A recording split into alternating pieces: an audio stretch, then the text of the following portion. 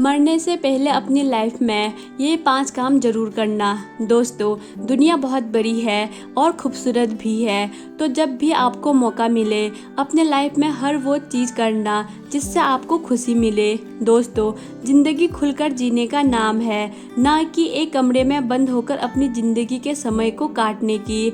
आज हम आपको दुनिया के ऐसे 5 खूबसूरत जगहों के बारे में बताएंगे जो धरती पर स्वर्ग का अनुभव कराती है। आप अपनी लाइफ में मरने से पहले इन जगहों पर जरूर जाएं। अगर आप इन जगहों में से कहीं गए हो तो नीचे कमेंट बॉक्स में जरूर बताइए कि आप कौन सी जगह पे गए हो। Sky diving in Dubai.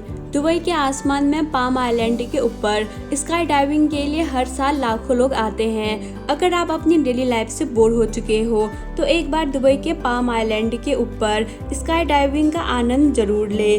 Dubai का पाम आइलैंड स्काई डाइविंग के लिए सबसे ज्यादा जाना जाता है, जो आपको सुंदर सुंदर शहर और खूबसूरत पाम का शानदार मनोरम दृश्य देखने के लिए आपको 11,000 फीट की ऊंचाई से स्काई डाइविंग करनी पड़ेगी। आपके लाइफ में ये एक ऐसा अनुभव होगा जिसे आप कभी भी नहीं भूल सकोगे।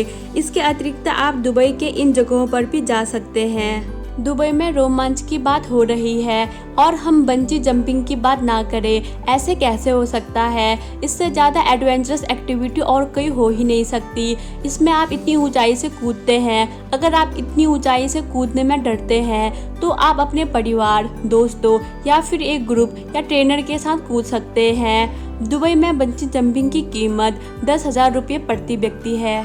शार्क सहित 33,000 समुद्री प्रजातियों से घिरे होने से ज़्यादा साहसिक और रोमांचकारी कुछ भी नहीं हो सकता।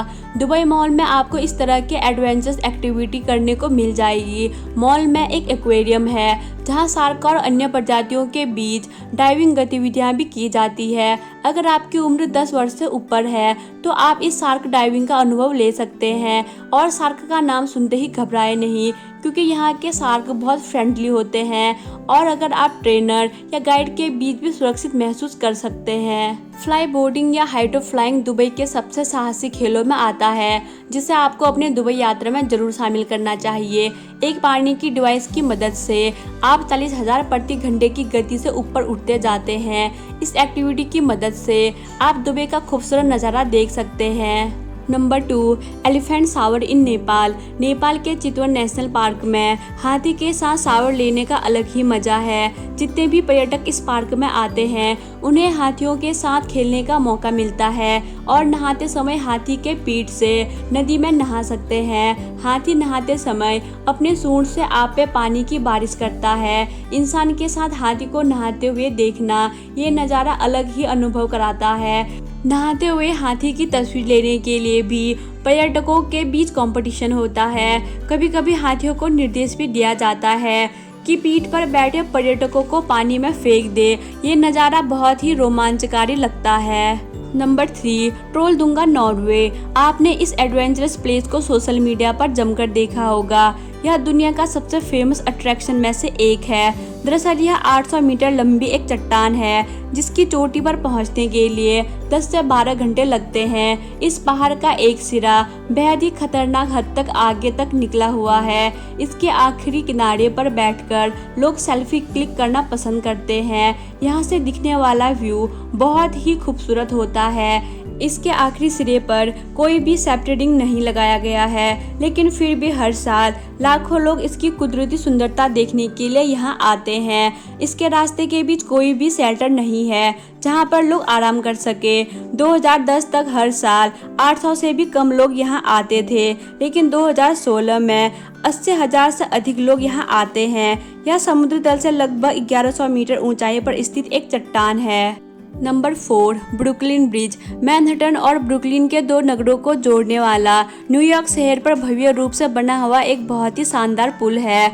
आपने बहुत से हॉलीवुड मूवीज में इस ब्रुकलिन ब्रिज को देखा होगा, लाइक कल हो ना हो, स्पाइडरमैन और गॉडजिला जैसे मूवीज में देखा होगा। यह अपने शानदार ब्यूटी की वजह से फेमस है। दोस्तों, इस ब्रुकलिन ब्रिज के पीछे भी एक कहानी है, तो आइए जानते हैं वो कहानी क्या है।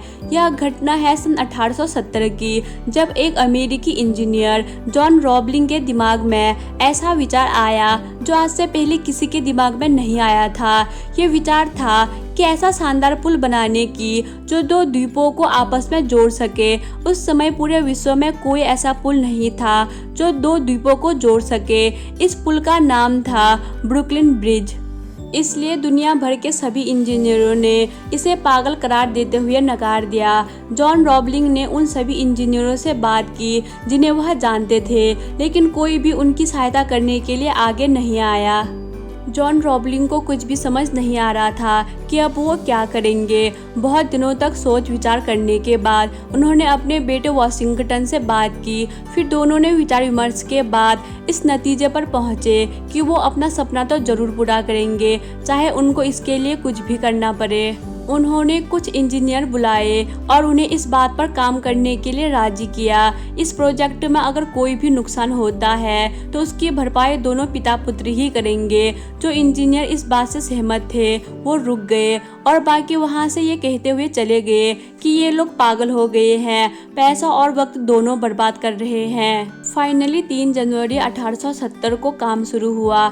अभी कुछ ही दिन हुए थे ये काम शुरू हुए कि ऐसी घटना घट गई जिससे उनके विश्वास को तोड़कर रख दिया। जॉन रॉबलिंग की अचानक मृत्यु हो गई। इस घटना के बाद फिर सब कहने लगे ये प्रोजेक्ट कभी पूरा नहीं हो सकता। ऐसे समय में जॉन रॉबलिंग के पुत्र वॉशिंगटन ने हिम्मत नहीं हारी और काम रुकने नहीं दिया।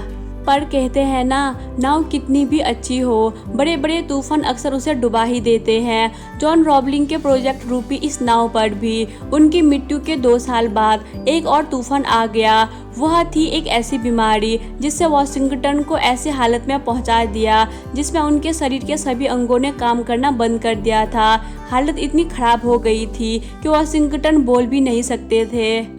इसके बाद प्रोजेक्ट का काम रुक गया और सभी इंजीनियर वहां से चले गए। वॉशिंगटन भी इस हालत में खुद को लाचार पा रहा था। वह अपनी जिंदगी जैसे तैसे बिता रहा था, लेकिन डूबी हुई नाव को बचाने का एक मौका उसे उस दिन मिला जब अचानक से उसने एक दिन महसूस किया कि उसके हाथ की एक उंगली अभी भी काम कर रही थी। उसने किसी तरह यह बात अपनी पत्नी एमिली वॉरेन को बताई। उन्होंने आपस में संपर्क करने के लिए कोड बनाए। वॉशिंगटन की पत्नी ने यह सब चीजें पढ़ी थी जो एक पुल बनाने के लिए जरूरी थी। वॉशिंगटन के कहने पर उसकी पत्नी एमिली वॉरेन ने एक बार फिर सभी इंजीनियरों को बुलाया और उनसे काम दोबारा शुरू करने को कहा। एमिली वॉरेन अगले 11 साल तक अपने पति के दिए हुए निर्देशों का पालन करते हुए ब्रुकलिन ब्रिज को बनाना जारी रखा। 24 मई 1883 को वह दिन आ ही गया जिसने एक नया इतिहास रच दिया। वॉशिंगटन ने एक उंगली के दम पर और अपनी पत्नी एमिली वॉरेन के सहयोग से ब्रुकलिन ब्रिज रूपी वह करिश्मा तैयार कर खड़ा कर दिया था जिसे सब असंभव बोल रहे थे। ऐसे लोग सचमुच महान होते हैं जो कठिनाइयों के बावजूद भी सबकी सोच को गलत साबित कर देते हैं। दुनिया में असंभव कुछ भी नहीं है। नंबर 5, केदारनाथ। केदारनाथ उत्तराखंड के रुद्रप्रयाग जिले में स्थित एक पवित्र हिंदू मंदिर है।